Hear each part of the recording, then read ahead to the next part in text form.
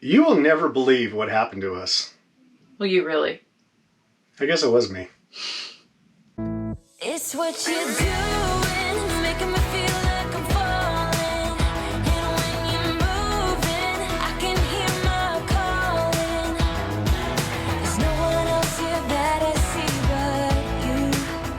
It's what you're doing, that's making me feel like I'm falling. Yeah, I'm falling in love.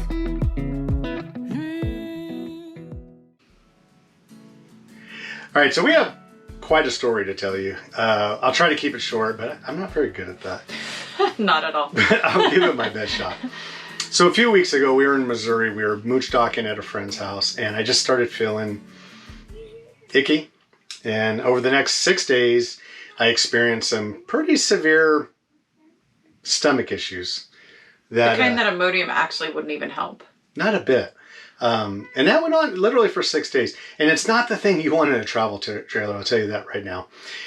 You know, we actually, in the middle of that, we were going on our way to Mammoth Cave National Park in Kentucky. And so on a Thursday, we went to a Harvest Host location, which it looked really nice, but I didn't get to enjoy it because I was sick. Although I did eat the food and it was good. It was like Brett's Wildlife Lodge or something. Mm-hmm. I didn't get to see any wildlife, a lot of mosquitoes, and good food though. Really, really good food. That weekend came along. I just really sick. We had moved to a campground south of Bowling Green, Kentucky. The plan was the next day, Saturday, to go to the cave. That didn't happen. Being sick was not a fun thing. Sunday, I was dehydrated. We started getting more fluids on. Long story short, by Monday, I started actually feeling better, except I started to have back pain. And the back pain was tolerable. And really, I thought it had a lot to do with the fact that I was laying down and, not mobile. So I tried walking and things like that. It got worse. By Wednesday, I not only was experiencing severe muscle spasms, and I'm picturing what a taser to your body feels like. I've never had that, but that's what I can envision it's like, because I would just have a spasm it's debilitating. I started to experience pain in my right wrist. Wednesday night, I tried sleeping, didn't really work. When Thursday morning I woke up, it felt like my wrist was shattered, and it was swollen. It was really swollen. And it just got worse from there. So as Thursday went along, I went, and I didn't really want to go into massage. This is like during the COVID pandemic, and I didn't want to go into a environment that I wasn't comfortable with. But I felt like I had a pinched nerve and I needed to get something. So I wore a mask. I went, they cleaned up, went and got a therapeutic massage, and it was worse. And so he could barely walk to the car. Yeah, when you picked me up, I didn't think he was going to make it. It was tough. Yeah. We came back to the camper for 10 seconds. Oh, we called the nurses line for the medical center we go to. And they said, you need to get into an urgent care, which we did for 10 minutes.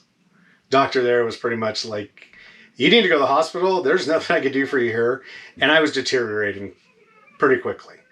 We got to the emergency room at Medical Center of Bowling Green, and your wrist was ankle was bothering. Yeah, you. my ankle so it was my right wrist, and then all of a sudden my left ankle starts hurting and swelling quickly. It just came on, and over an hour's time, it was just as bad as the ankle. So now I have back spasms. The wrist. I'm sorry, the wrist. Yeah, so many joints were mixing up here.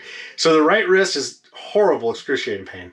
The left ankle, pretty bad pain. The muscle spasms are just, I just couldn't get up. I couldn't stand. I wouldn't even get in the bed. I stayed in the wheelchair.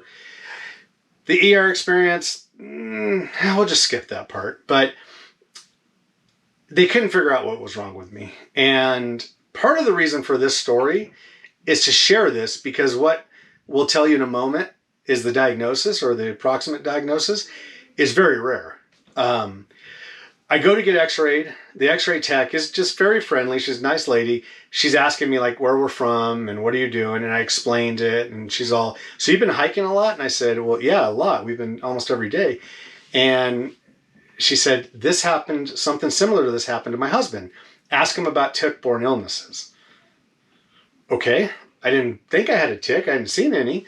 But your legs were covered with chiggers. Yeah, I had a lot of chigger bites that I picked up in Nebraska, so it could have happened there. Fast forward, I don't know, 5-6 hours later, I'm able to share with them what's going on, that this story about ticks. So they started treating me a little bit differently, started getting some pain medication into me, started actually Some steroids. got me some steroids or whatever else they do. And I started seeing actual physicians, and they admitted me into the hospital. I was in the hospital for several days, very aggressively treated. They had me on IVs and all. I was getting pronged and stuck and not pleasant. Although I will say this, the 4A of the medical center in Bowling Green is like what I would picture the Ritz-Carlton I've been to Ritz-Carlton Hotel. The Ritz-Carlton of hospitals. I mean, their service, the nurses were fantastic. The doctors were fantastic. Even Dennis, the guy that brought me food, he took good care of me. So I'm going to give kudos. And Margaret, EEBS, yes, she was great. So many people that we should thank. The chaplain, gosh, everyone. Maybe we'll do a whole video just thanking them one day, but great experience, and sorry to divert for a second, but they definitely deserve recognition. Within a few hours, they actually had me feeling better, and within a few days, I was able to get discharged with the agreement we would stay nearby. What they believe happened is one of two things. One is that a foodborne illness, such as salmonella poisoning, created the infection. Or the other, of course, is what we're waiting for lab results. It's part of why we're still here, is a tick-borne illness, a zootopian or whatever they call it. Little microorganisms that really, I'm a big guy, brought me down. The condition is known as, and like I said, it's very rare, so no wonder they can figure out what is wrong with me, post-infection reactive arthritis. And essentially, you just start getting this arthritic condition, and in my case, it was very severe, in several joints throughout your body, and in the back, of course. I guess the moral of this video, or the reason for this, is two parts. One is, if you have a condition like this, so let's say you get an infection with stomach issues or something, and then you start feeling better, but within, in my case, 2 or 3 days, but let's say within a week, up to 4 weeks, you start having pain in your joints, especially if it's asymmetrical. Mm-hmm. Go ask the doctor about reactive arthritis, because you could very well have that rare syndrome that I have. Well, and even if the nursing staff isn't necessarily paying attention to you when you're checking in and you're giving them the history of the prior infection, when he was talking about his illness prior to the swelling in his joints, they were kind of brushing him off. Right. But really, it ended up being a very integral piece of the puzzle that kind of led to everything coming together. Yeah, it's the number one thing to look at in my case. Because, of course, they're going to check you for like rheumatoid arthritis and all these other things. But that would have been the wrong course of action.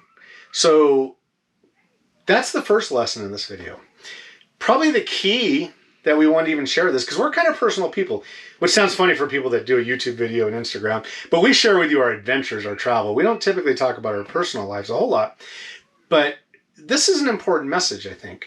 So plans change, whether you want them to or not. I mean, you want to talk about slamming on the brakes and stopping what you're doing. We've been on the road for a couple months. We've been hiking. We've been just having a blast. And instantly, I'm in the condition I'm in now. And just to share what the condition is, I can barely walk very, very short distances. I can hike to the bathroom, but that's about it. I'm using a cane to kind of get around. It'll get better. Balance is horrible. Balance is, yeah. Well, it was kind of bad before, but it's really bad. And my right hand I can't really use. So your balance was not bad before. My right hand is pretty much immobile. It is getting a little bit better today, but like I can't use a pen to write. I can't really type. It's kind of just a limb that's sitting there right now. And plus I have the back pain, although that's gotten a lot better. We were hiking multiple miles and I was exercising and doing all that stuff now. And overnight, just about, I can't do any of that stuff. It should come back. The prognosis is good. It may take 4 weeks. It may take 4 months. It may take 6 months. We'll see. And we'll probably share that with you. But everyone's like, are you flying home? Are you coming home? And no, this was our dream. was to be able to travel around, and it was part of our retirement plan. But because of COVID and having to work remote, we fast forwarded. And unless I have a condition that I learn in the next few days when I have a doctor's appointment that requires some kind of aggressive treatment or therapy or something like that, we're going to keep living our dream. We're going to stay on our honeymoon. You can't control everything. I can't control the fact that my hand is unusable right now. It's out of my control. I'm not going to let it get me down. We're not going to let it affect us beyond what it has to affect us. There's a lesson here. And as people that like read Stoicism and stuff, it's really, really tied to that. There are things within your control and there are things out of your control. And I guess kind of like the serenity prayer, God grant me God grant me the ability to change the things I can and the accept the things I can't. So we're going to accept this as a change, but we're not going to stop what we're doing. We're going to keep living this dream until, of course, we can get back into work and we can get with the great people we work with. And that's a different story. That was already part of our plan.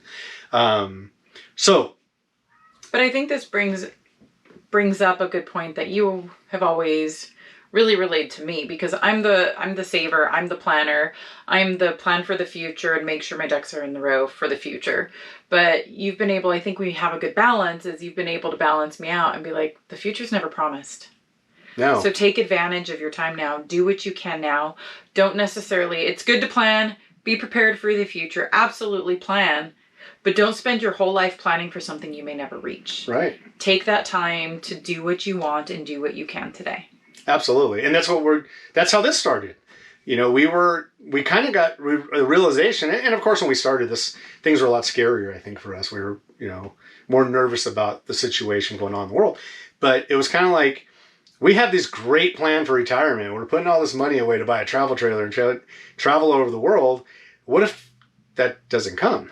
And so we decided we have the ability to be effective working remote. Let's do it now. Let's live our dream now. And of course, now we're in a situation that things have changed. But we're not going to stop. As soon as I can get out to the truck, we're going to go at least look at the sites and see. We're in Tennessee. We're staying on a beautiful farm.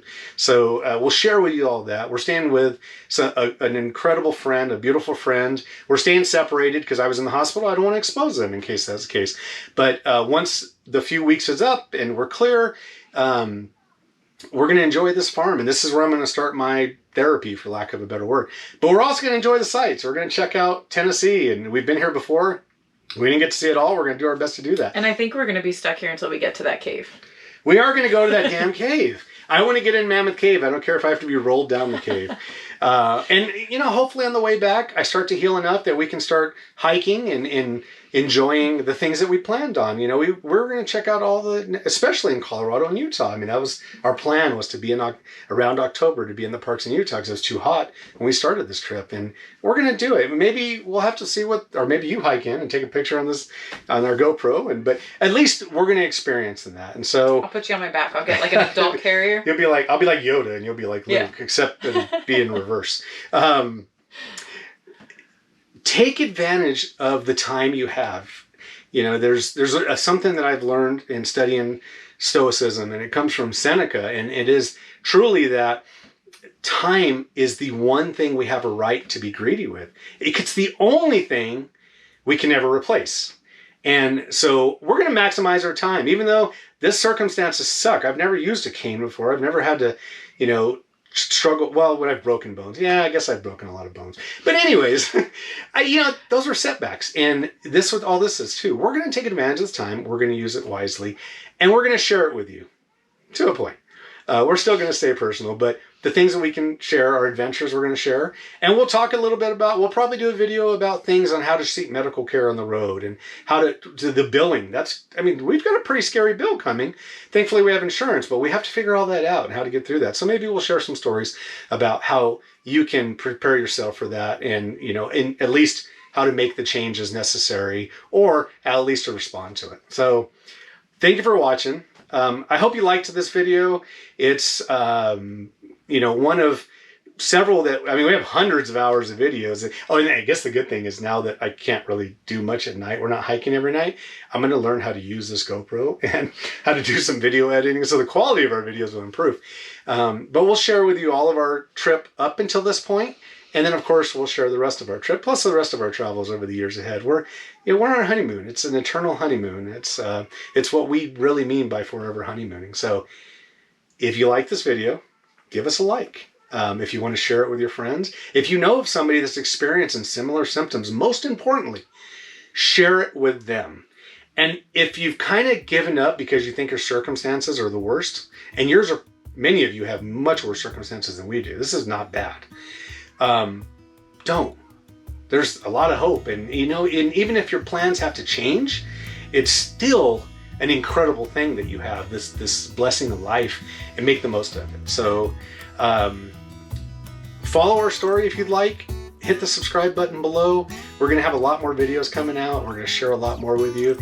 And, tell us a little bit about your story. What plans did you have that got abruptly changed, but turned out to be an incredible thing? I mean, even in our personal life, meeting each other and all that. That was like we both had different plans, and we met each other, fell in love, and that changed everything. And of course, it was an incredible blessing. So thank you again for watching, and we'll see you soon.